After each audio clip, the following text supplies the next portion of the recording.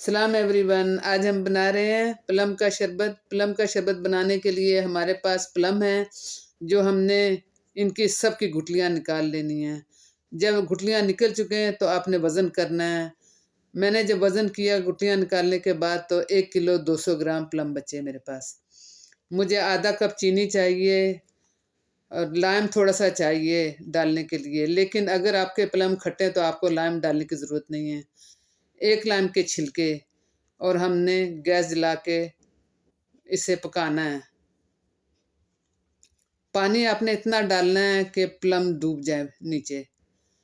जब प्लम सस्ते हों तो आप ढेर सारे प्लम खरीद लें और ये वाला शरबत बना के रखें। ये शरबत आपका फ्रिज में 1 हफ्ता बिल्कुल ख़राब नहीं होता। एंजॉय करें इस शरबत को।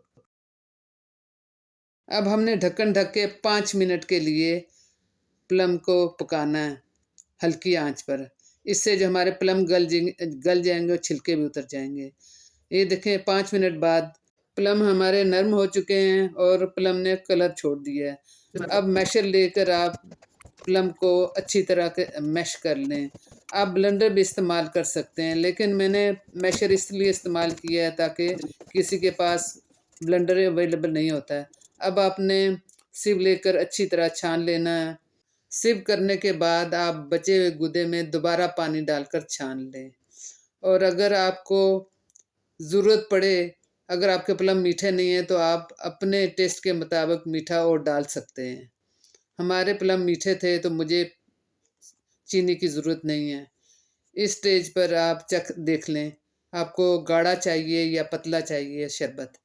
मुझे ठीक लग रहा है। अब 1/4 टीस्पून काला नमक, लेकिन अगर आपको काले नमक की टेस्ट अच्छी नहीं लगती तो आप नॉर्मल नमक इस्तेमाल कर सकते हैं।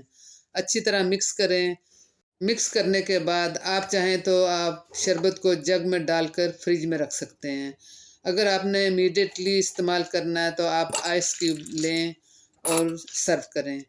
नाज़रीन, मैंने गिलासों में मिंट के पत्ते भी इस्तेमाल किए हैं, जो कि मैं मेंशन करना भूल गई थी। आई होप नाज़रीन कि आप मेरी इस रेसिपी को भी लाइक करेंगे। अगर आप लाइक करें तो फैमिली एंड फ्रेंड के साथ शेयर करें और सब्सक्राइब करना मत भूलें। आप हमें दुआ में याद रखें और हम आपको दुआ में याद रखेंगे। अल्लाह हाफिज़।